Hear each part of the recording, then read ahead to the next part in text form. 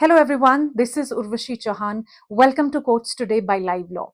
We bring to you the latest and in-depth legal coverage, coming to you with a brief of what all happened in the Indian courts today.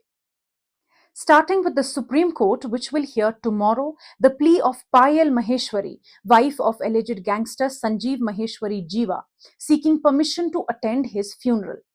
Jeeva is said to be a close aide of Mukhtar Ansari and was shot dead by unidentified assailants inside the Lucknow court premises yesterday.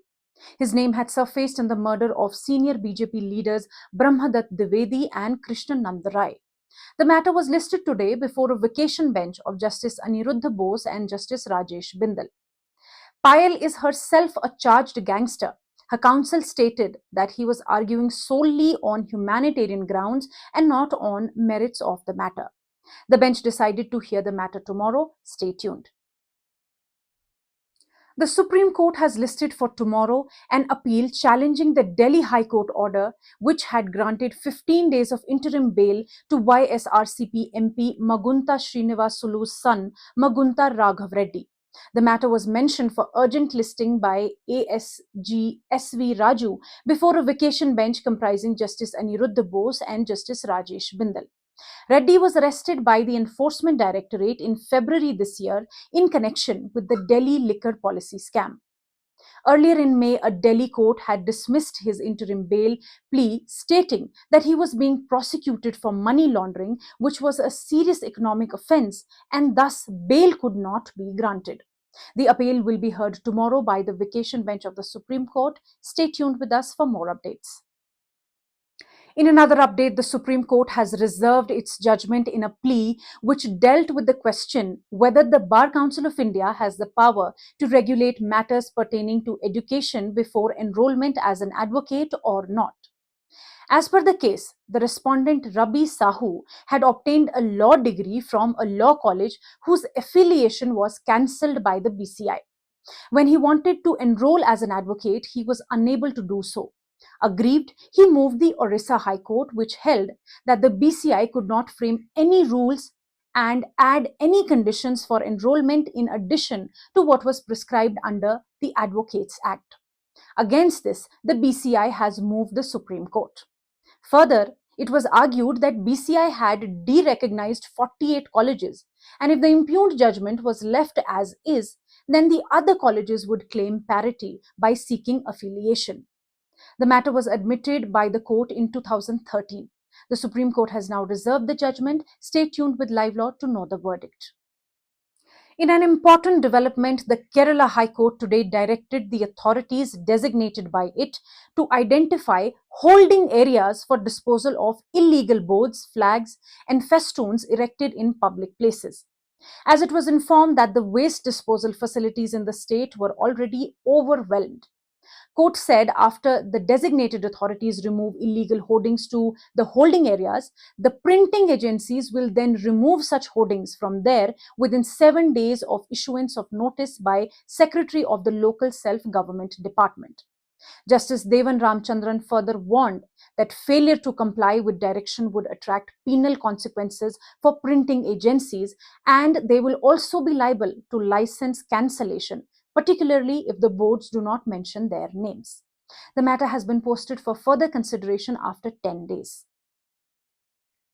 In another update, the Delhi High Court has directed the Northern Railway and a contractor who was engaged for construction work of a rainy well to pay over 23 lakhs of compensation to parents of a 12-year-old boy who died in 2013 after falling and drowning in the pit. A division bench of Justice Najmi Waziri and Justice Sudhir Kumar Jain directed that the compensation be paid along with interest from the date of filing of the petition, which was moved by the parents in 2019, within next 3 months. The incident happened on a vacant land in between Pilli Mitti railway line and metro line in city's Kailash Nagar, which was used by the children of the locality as a playground. The court said that it was the duty of the Northern Railway and the contractor to take proper diligence and care at the site, and that they were negligent in taking safety measures to prevent any accident.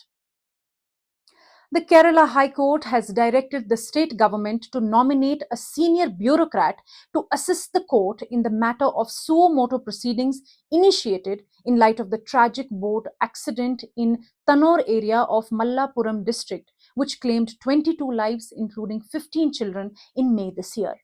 The division bench comprising Chief Justice S.V. Bhatti and Justice Basant Balaji passed the order and also granted 2 weeks' time to file a comprehensive report on the incident and the measures taken to prevent the same to be filed by an officer authorized by the Chief Secretary.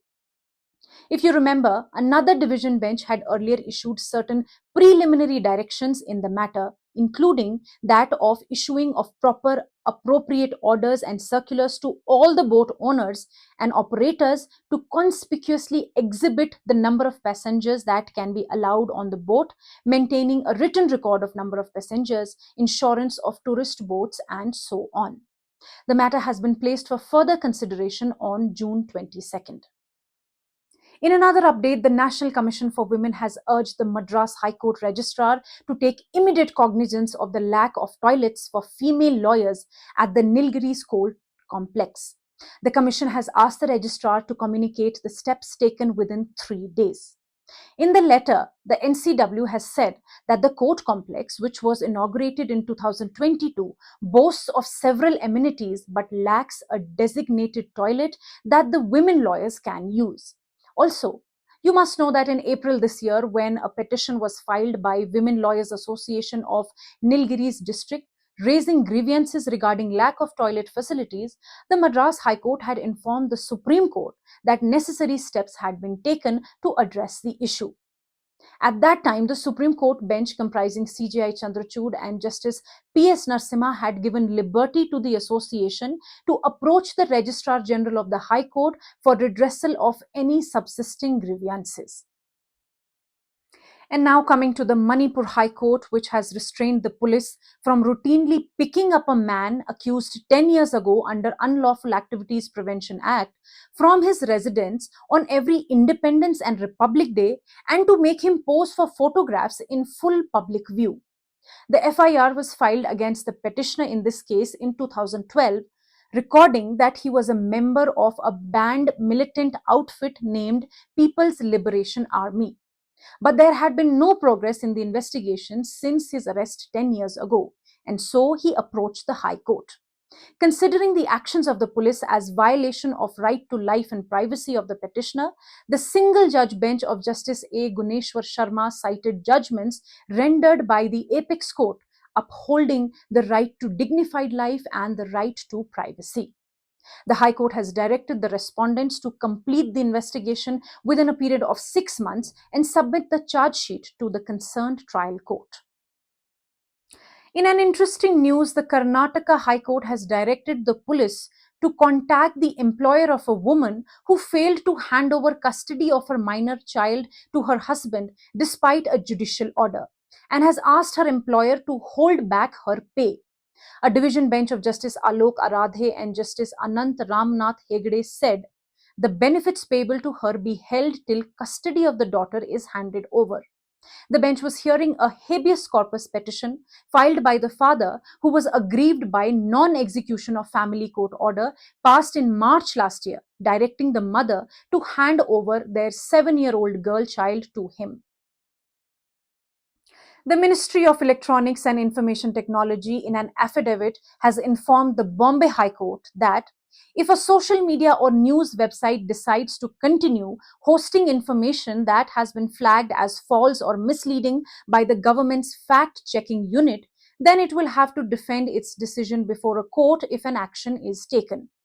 The immunity that such a website or intermediary enjoys from liability under the IT Act will not apply if it fails to pay heed. The ministry has tendered the affidavit in response to stand-up comedian Kunal Kamra's plea challenging an amendment to the Information Technology Rules 2023, allowing the fact-check unit to identify fake or misleading news against government. During the hearing, the ministry extended its statement not to notify the fact-check unit till June 10th. And lastly, a court in the national capital today acquitted three men named Akhil Ahmed, Rahish Khan, and Irshad in a case connected to the Northeast Delhi riots and pulled up the Delhi police for clubbing several complaints with the case without investigation. The court acquitted the three accused in the main complaint and referred the matter related to the wrongly clubbed complaints back to the investigating agency.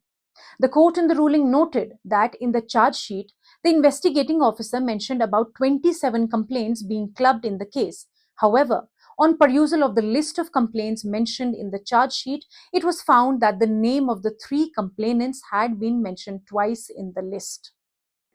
Thank you for watching. If you wish to know more details about the cases I mentioned here, you can visit our website at www.livelaw.in. Stay ahead with quick legal updates only on Live Law. Do not forget to like, share, and subscribe and support us.